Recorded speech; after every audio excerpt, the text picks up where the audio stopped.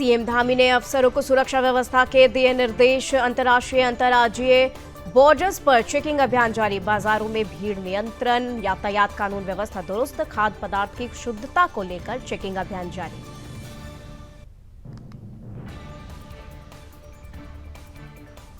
BJP मुख्यालय में CM Dhami ने की दिवाली की खास पूजा अर्चना। आतिशबाजी से की गई दीपोत्सव की शुरुआत। धनतेरस दीपावली की शुभकामनाएं देते हुए सीएम धामी ने की सभी के जीवन कल्याण की कामना।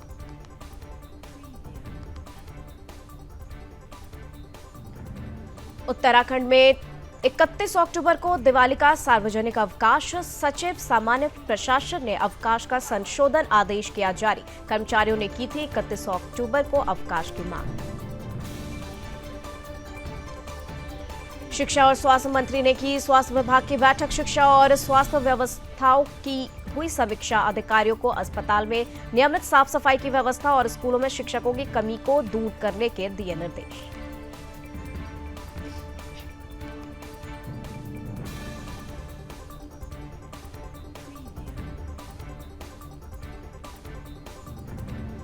देहरादून में मुख्य सेवक सदन में नियुक्ति पत्र वितरण कार्यक्रम। 108 असिस्टेंट प्रोफेसर को दिए गए नियुक्ति पत्र। सीएम धामी और शिक्षा मंत्री डॉक्टर धन सिंह रावत हुए शामिल। सीएम धामी ने चयनित अभ्यर्थियों को दी शुभकामनाएं। उत्तराखंड में बढ़े 1.25 लाख मतदाता। पोलिंग स्टेशनों में भी हुआ इजाफा। देहरादून में बढ़े 51,694 सर्वाधिक मतदाता। रुद्रप्रयाग से मिला न्यूनतम पंजीकरण का आंकड़ा। सूची में जुड़ा 4,445 नए मतदाताओं का नाम। समापन की ओर इस वर्ष की चारधाम यात्रा। 10 क्विंटल फूलों से सजाया गया श्री केदारनाथ मंदिर। 3 नवंबर को शीतकाल के लिए बंद होंगे कपाट। बद्रीनाथ केदारनाथ मंदिर समिति ने की जानकारी। केदारनाथ धाम में पुलिस बल का सराहनीय योगदान। यातायात व्यवस्था कई समस्याओं के लिए मुस्तैद पुलिस। यात्रा को शांतिपूर्ण सुरक्षित सफल संचालन में लगी पुलिस। अपने अंतिम चरण में इस साल की केदारनाथ यात्रा।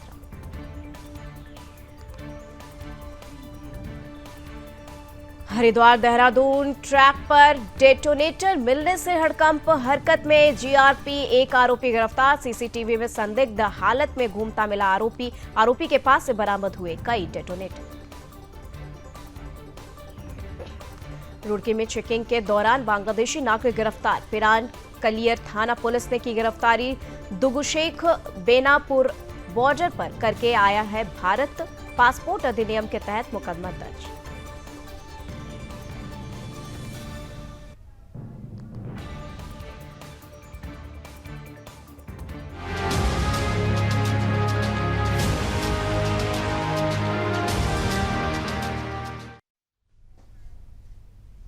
नमस्कार, अपना उत्तराखंड में आपका स्वागत है। मैं हूं आपके साथ निमिष सिन्हा। चले इस वक्त उत्तराखंड की खबरों पर नजर डालते हैं और आपको बता दें उत्तराखंड में 1.25 लाख मतदाता बढ़ गए हैं। जी हां, आपको बड़ी खबर बता रहे हैं। उत्तराखंड में आगामी चुनाव को लेकर के उसके मद्देनजर 1.25 लाख मतदाता बढ़ गए हैं। पोलिंग स्टेशनों में भी ये इजाफा देखा गया है। देहरादून में 51,694 सर्वाधिक मतदाता बढ़े हैं। उधम सिंह नगर में 46,648 नए पंजीकरण हुए हैं। इसी के साथ हरिद्वार में 38,435 नए पंजीकरण हुए। चंपावत में 5306, बागेश्वर में 5342 नए पंजीकरण हुए। वहीं न्यूनतम पंजीकरण का आंकड़ा रुद्रप्रयाग से मिला है, जहां की 4,445 नए मतदाताओं का नाम सूची में जुड़ा है।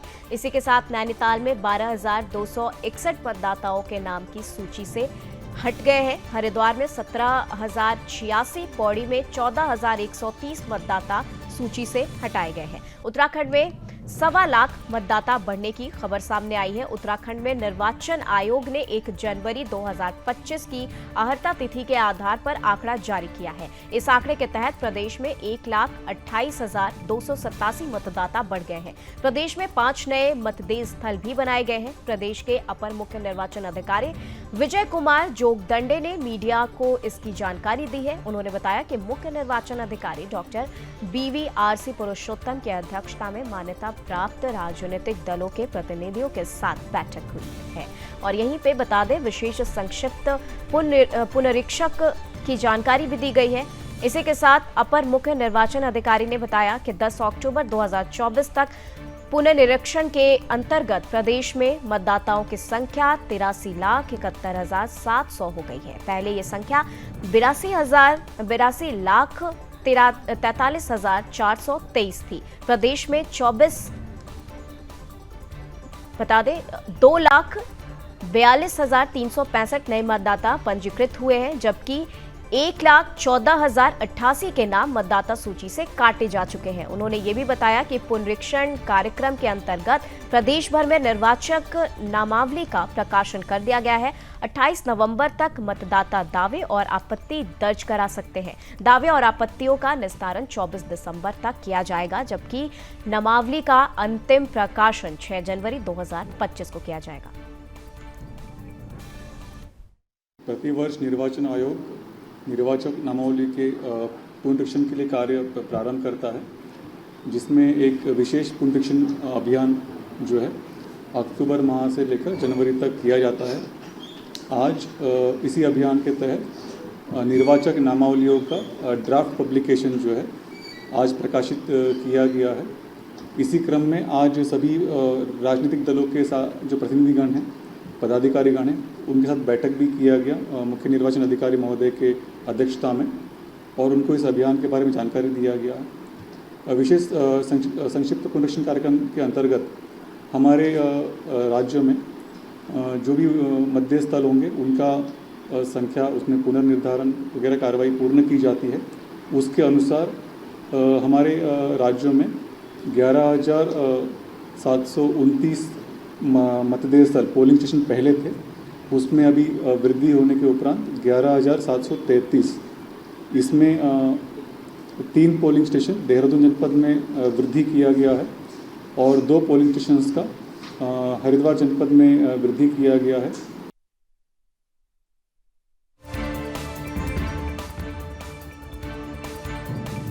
दिवाली पर्व को देखते हुए मुख्यमंत्री पुष्कर सिंह धामी ने दिवाली और राज्य स्थापना दिवस के दृष्टिगत राज्य के अंतर्राज्यीय और अंतर्राष्ट्रीय सीमाओं पर पुख्ता सुरक्षा व्यवस्था करने के निर्देश दिए हैं। अफसरों को निर्देश दिए गए कि दिवाली पर आवागमन में लोगों को किसी भी प्रकार की परेशानी नहीं होनी चाहिए। इसके लिए उन्होंने यातायात के लिए खास प्रबंध करने के निर्देश दिए। IG law and order Nilesh Anand Bharne ने बताया कि सीएम धामी के निर्देश अनुसार उत्तराखंड पुलिस को अलर्ट रखा गया है। अंतर्राष्ट्रीय और अंतर्राज्यीय बॉर्डर्स और नाकों पर कड़ा चेकिंग अभियान चलाया जाएगा। बाजारों समेत सड़कों में भीड़ नियंत्रण, यातायात और कानून व्यवस्था दुरुस्त रहेंगे। राज्य के मुख्य बाजार जैसे देहरादून, रुद्रपुर का पलटन बाजार, हल्द्वानी, हरिद्वार, पिथौरागढ़, अल्मोड़ा और उत्तरकाशी जैसे बाजारों को 0 जोन पर दिया गया है।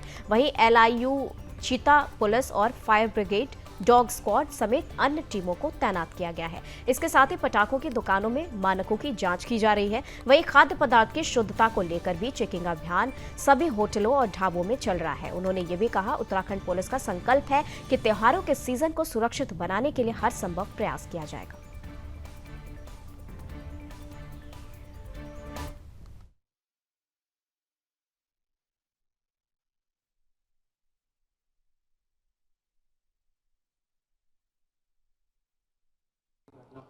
जितने भी पूरे राज्य के जितने भी हमारे मेन मार्केट्स है जहाँ पे दिवाली की खरीदारी होती है, खासकर जो है वो रुद्रपुर का पलटन बाजार है, हल्द्वानी का बड़ा मार्केट है, हरिद्वार का है, इन तमाम जो है मार्केट्स में जो है पूरी तरह से जो है पैदल में ही वो होगा सारा यातायात, जो है सारी खरीदारी जो है पूरा 0 जोन बना दिया जाएगा। तो इसमें जो है पूरे हमारे जो पुलिस फोर्स है, कुछ सादे में भी होगी, कुछ महिलाओं की भी उसमें ड्यूटी होगी। इसके अलावा जो हमने फायर ब्रिगेड को भी जो है वो अलर्ट कर रखा है ऐसी तमाम जगहों पर जहाँ पे आग की संभावना रहती, फटाकों की दुकान के लिए निर्देश जारी किए है कि वो जो एक ग्राउंड में लगाएंगे और ऐसे अवैध जो शॉप्स है उन पे लगातार जो है रेड्स जारी है। इसके अलावा कुछ होटल ढाबों में बहुत सारे टूरिस्ट आते हैं, तो होटल ढाबों की भी चेकिंग की जा रही कि कोई मिलावट और जो है इस तरह से न हो जो टूरिस्ट को जो है जिसमें कोई दिक्कत हो।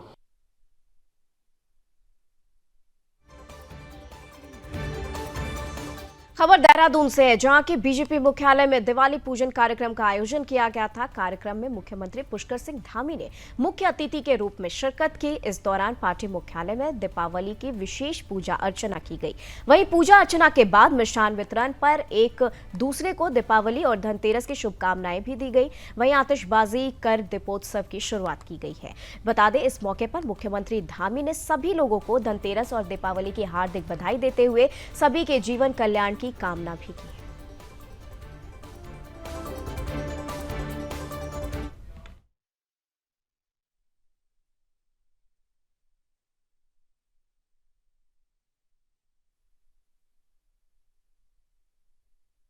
मैं धनतेरस के अवसर पर सभी को बहुत शुभकामनाएं देता हूँ। आज बहुत शुभ दिन है, सभी जगह आज पूजन हो रहा है।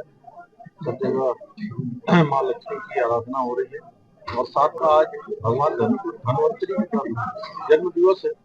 भगवान धन्वंतरी की हम सब पर कृपा हो, सभी स्वस्थ रहें, प्रसन्न रहें, हर प्रकार से निरोगी काया हो, क्योंकि यहाँ धनतेरस पर हम माँ लक्ष्मी का आह्वान करते हैं, धन की संचय की और धन की समृद्धि की कामना करते हैं।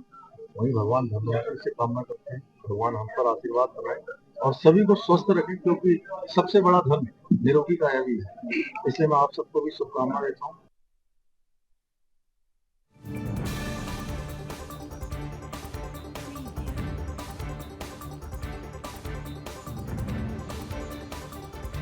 वहीं मुख्यमंत्री आवास के मुख्य सेवक सदन देहरादून में नियुक्ति पत्र वितरण कार्यक्रम का आयोजन किया गया था। इस दौरान मुख्यमंत्री पुष्कर सिंह धामी, उच्च शिक्षा मंत्री डॉक्टर धन सिंह रावत ने राज्य लोक सेवा आयोग के चयनित उच्च शिक्षा विभाग के अंतर्गत कई विषयों के 108 असिस्टेंट प्रोफेसर को नियुक्ति पत्र प्रदान किया है। मुख्यमंत्री ने सभी चयनित अभ्यर्थियों को हार्दिक बधाई और शुभकामनाएं दी हैं। बता दें कि हिंदी, रसायन विज्ञान, भूगोल, जंतु विज्ञान और राजनीति विज्ञान के अभ्यर्थियों को नियुक्ति पत्र प्रदान किए गए। मुख्यमंत्री ने कहा कि उत्तराखंड को देश का सर्वश्रेष्ठ राज्य बनाने के लिए सरकार लगातार कार्य कर रही है। प्रदेश की शिक्षा व्यवस्था और इंफ्रास्ट्रक्चर मजबूत भी किया जा रहा है। राजकीय महाविद्यालयों और विश्वविद्यालयों में आधारभूत संरचनाओं का निरंतर विकास किया जा रहा है। 20 मॉडल कॉलेजों की स्थापना की जा रही है। महिला छात्रावास और आईटी लैब सहित परीक्षा भवनों का निर्माण भी किया गया है।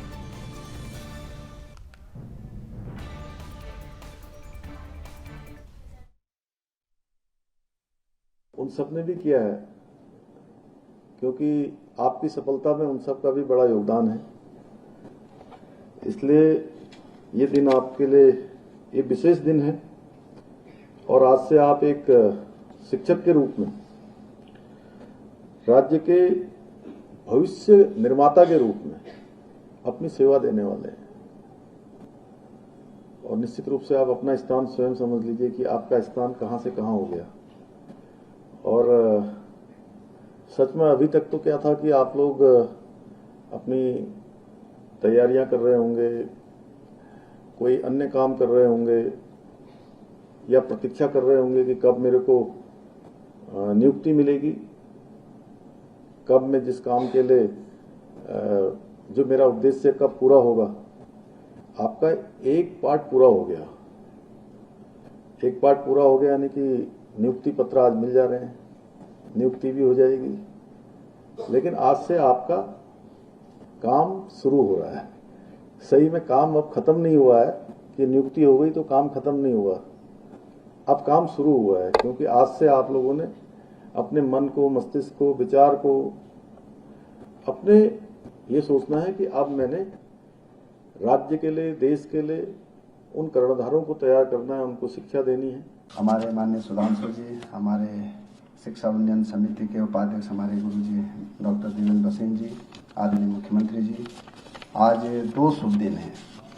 पहला शुभ तो यह है कि 108 असिस्टेंट प्रोफेसरों को नियुक्ति दी जा रही है और आज धनतेरस भी है। मेरे पास 4 बार आप लोग आए कि मंत्री जी जल्दी आप हमको नौकरी दीजिए। मैंने कहा कोई अच्छा अवसर देखेंगे उस दिन देंगे। तो आज बहुत अच्छा अवसर भी है। मैं मुख्यमंत्री जी का धन्यवाद देना चाहता हूं कि पूरे देश में उच्च शिक्षा में 64% फैकल्टी है, चाहे विश्वविद्यालय हो चाहे हमारे अन्य राज्य हों। दिल्ली विश्वविद्यालय में भी 67% फैकल्टी है, बाकी एडॉक के लोग हैं। मुख्यमंत्री जी, हमारे राज्य में आपके निर्देशन में आज सहित 82% नियमित फैकल्टी हो गई है और 19% गेस्ट फैकल्टी हो गया। हमारे राज्य में 101% फैकल्टी हो गया। 55 लोग अब ज़्यादा हो गए हैं। तो बड़ी बात यह है कि देश का चुनिंदे राज्य हैं जहां के 100% अब जो है उच्च शिक्षा में फैकल्टी हो गई है। दूसरी बात मैं कहना चाहता हूं कि जब 2017 में हमारी सरकार बनी थी तब हमारे प्रदेश में 55 डिग्री कॉलेज जो है अपने भवन पे चलते थे।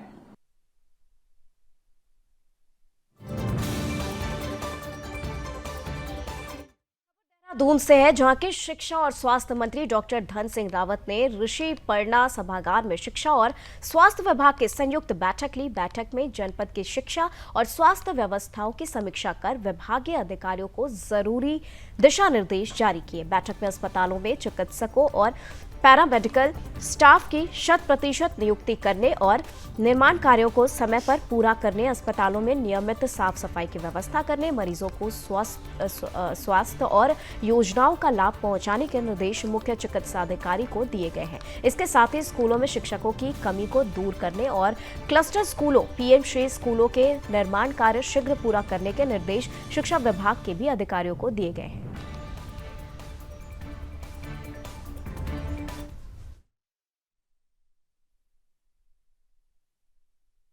बेसिक, माध्यमिक और इंटर में अब 15 दिन में 100% टीचर हमारे यहाँ हो जाएंगे। एलटी का रिजल्ट भी मुझे लगता है कि 10-15 दिन में निकल जाएगा। 1500 एलटी के टीचरों की हम नियुक्ति करने जा रहे हैं। बाकी हर स्कूलों में फर्नीचर देना है, बिजली का कनेक्शन देना है, पानी का कनेक्शन देना है, वहाँ पे खेल का मैदान बनाना है। सरकार की प्राथमिकताओं में है। फिर स्वास्थ्य विभाग में भी हम जो डॉक्टरों का गैप था वो भी पूरा करने जा रहे हैं और नर्सिंग स्टाफ भी अब हमारे यहाँ लगभग पूरा हो गया है। एएनएम भी हम 391 एएनएमओं का जो बहुत जल्दी नियुक्ति करने जा रहे हैं।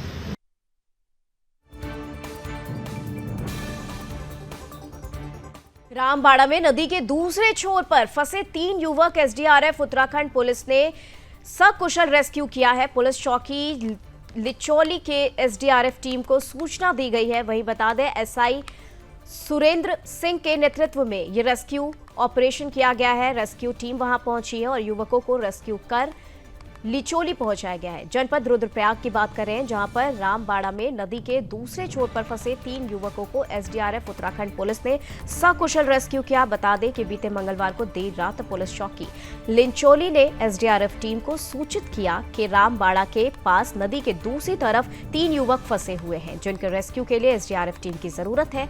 मिली सूचना पर एसआई सुरेंद्र सिंह के नेतृत्व में एसडीआरएफ रेस्क्यू टीम मौके पर पहुंची, जहां पर बड़ी मुश्किलों से नदी को पार करते हुए दूसरे छोर पर फंसे 3 युवकों को सकुशल रेस्क्यू कर लिंचौली पहुंचाया गया।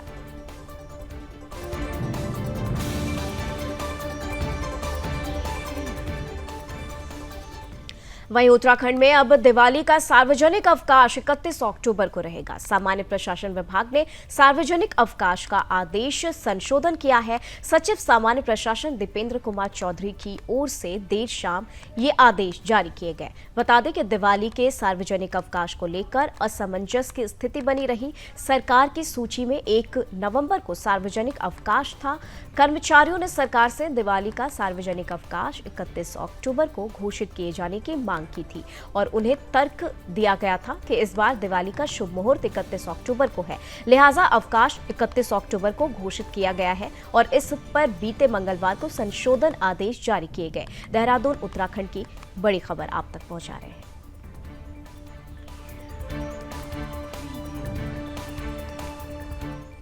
और चलिए इसी के साथ खबरों में आगे बढ़ रहे हैं। खबर उत्तरकाशी से है, जहां के धनतेरस के पावन पर्व पर तमाम बाजार गुलजार हुए नजर आए।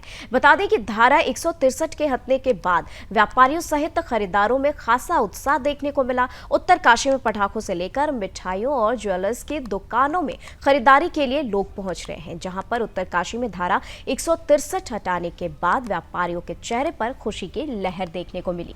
वहीं उत्तरकाशी बाजार कई प्रकार की लाइटों से सजा हुआ पाया गया। रामलीला मैदान में लगे दिवाली पटाखे की सुरक्षा के लिए कई व्यवस्थाएं दूर तक दिखती नजर आई हैं। बता दें, सोचने वाली बात यह है कि प्रशासन की तरफ से लाइसेंस तो बांट दिए जाते हैं, मगर सुरक्षा को देखते हुए दुकानदारों को किसी भी तरह की व्यवस्थाएं नहीं दी जा रही हैं और जगह जगह पर पुलिस की व्यवस्थाएं अपडेट तो बनी हुई है, मगर सवाल तब भी खड़े होते हैं कि क्या पटाखे की दुकानों पर दुकानदारों को फायर की व्यवस्थाएं नहीं दी गई हैं।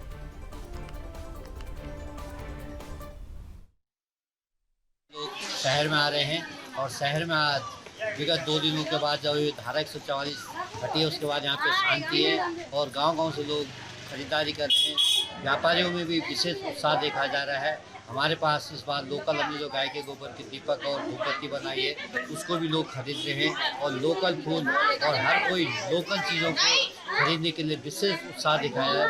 लोकल से वोकल का जो है माननीय प्रधानमंत्री जी का नारा है, अब ये धीरे धीरे दिखाई दे रहा है कि लोग लोकल चीज़ों को भी अधिक प्रमोट कर रहे हैं और इस टाइम जो चाइनीज सामान का कोई भी इस प्रकार की बात नहीं कर रहे हैं कि हमें बाहरी चीज़ों की चाहिए।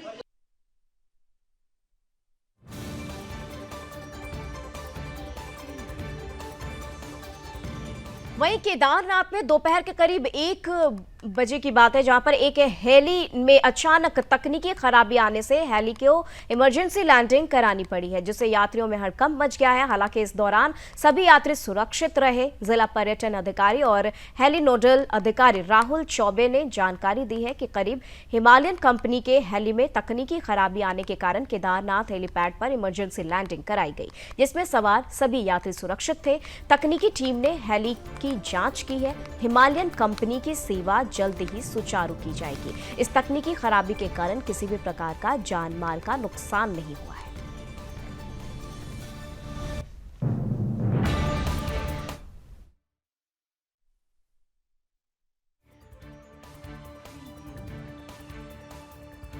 आज दिन में लगभग 12:05 पर हिमालयन हेली सर्विस का एक हेलीकॉप्टर में कुछ तकनीकी खराबी आ गई, जिसमें वो केदारनाथ हेलीपैड पर उसको लैंडिंग कराई गई, जिसमें सभी यात्री जो भी उसमें सवार थे सभी लोग सुरक्षित हैं और उसकी टेक्निकल टीम द्वारा उसकी तकनीकी जांच की जा रही है और जल्दी जो हिमालयन से हेली सर्विस की सेवा है चालू की जाएगी और उसमें किसी भी तरीके का कोई भी जान माल का नुकसान नहीं हुआ है।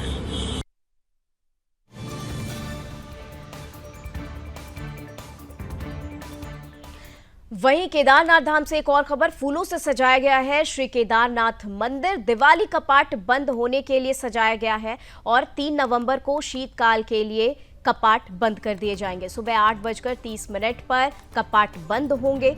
10 क्विंटल फूलों से सजाया गया है श्री केदारनाथ धाम और 29 अक्टूबर श्री भकुंठ भैरवनाथ कपाट हुए हैं बंद और इसी के साथ 4 नवंबर तृतीय केदार तुंगनाथ कपाट भी बंद होंगे। इसी के साथ 17 नवंबर श्री बद्रीनाथ धाम के कपाट बंद कर दिए जाएंगे। 20 नवंबर द्वितीय केदार महादेवेश्वर कपाट बंद होंगे और 2 नवंबर अन्नकूट में बंद होंगे कपाट। इसी के साथ गंगोत्री के कपाट बंद होंगे। बद्रीनाथ केदारनाथ मंदिर समिति ने ये जानकारी देते हुए बताया है समापन की ओर इस वर्ष की 4 धाम यात्रा पहुंच चुकी है।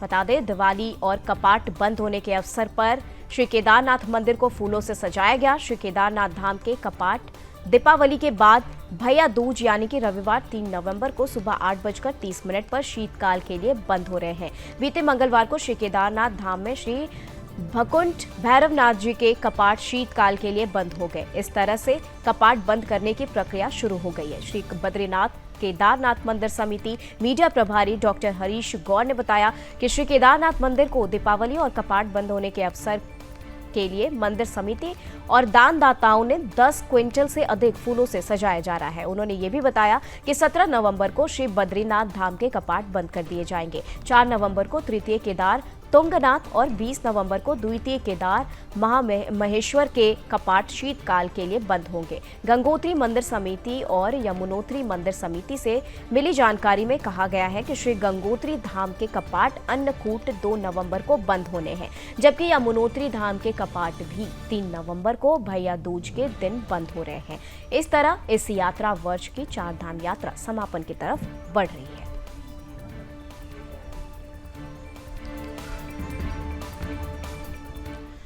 वहीं विश्व प्रसिद्ध श्री केदारनाथ धाम के इस वर्ष की यात्रा अपने अंतिम चरण पर है। मंदिर के कपाट शीतकाल के लिए 3 नवंबर को बंद होने जा रहे हैं। आपको ये भी बता दें, केदारनाथ धाम यात्रा के दौरान सबसे बड़ी जिम्मेदारी पुलिस विभाग पर रहती है। यातायात व्यवस्था से लेकर केदारनाथ धाम तक यात्रियों को सुरक्षित पहुंचना, साथ ही साइबर ठगी, नशे के विरुद्ध, यात्रियों के सामान गुम होने जैसी समस्याओं पर भी पुलिस मुस्तैदी से डटी रहती है।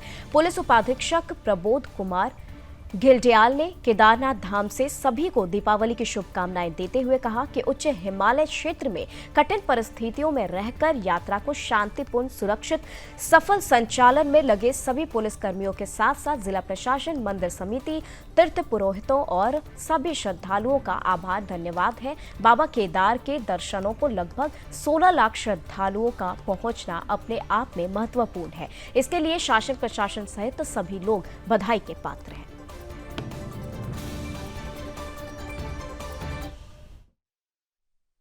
सबसे पहले तो मैं आपके माध्यम से सभी को धनतेरस और दीपावली की बहुत शुभकामनाएं देता हूं। और जैसे आप जान रहे हैं कि हमारी 3 तारीख को हमारे कपाट बंद होने हैं और इस यात्रा के दौरान हमारी केदारनाथ यात्रा में लगभग 16 लाख यात्रियों ने जो है यहाँ भगवान केदारनाथ के दर्शन किए हैं। इस यात्रा को सफल बनाने में हमें प्रशासन के साथ जो यहाँ के स्थानीय नागरिक हैं, व्यापारी हैं और यहाँ के जो हमारे तीर्थ पुरोहित हैं, यहाँ की बीकेटीसी के जो माननीय सदस्य लोग हैं, इनका सहयोग मिला है।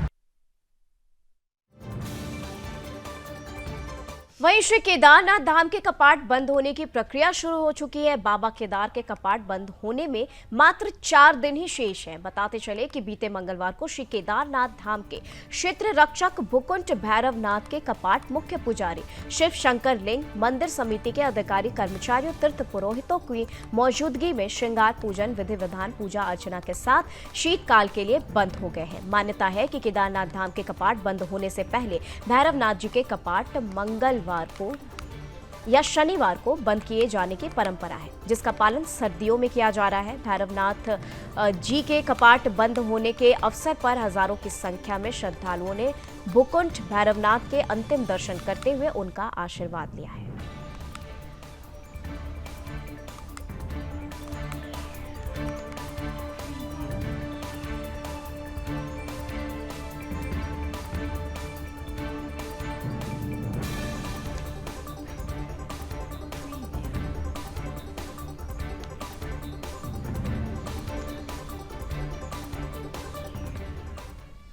तो चलिए फिलहाल के लिए अपना उत्तराखंड की खबरों में बस इतना ही। देश दुनिया की तमाम खबरों के लिए आप देखते रहे सुदर्शन न्यूज और 1:30 बजे देखना ना भूलें। चाइनीज लाइट का करे बहिष्कार, दियों से करे प्यार, दिवाली पर बम बम बाजार। देखिए दोपहर 1:30 बजे। दीजिए अनुमति। जय हिंद।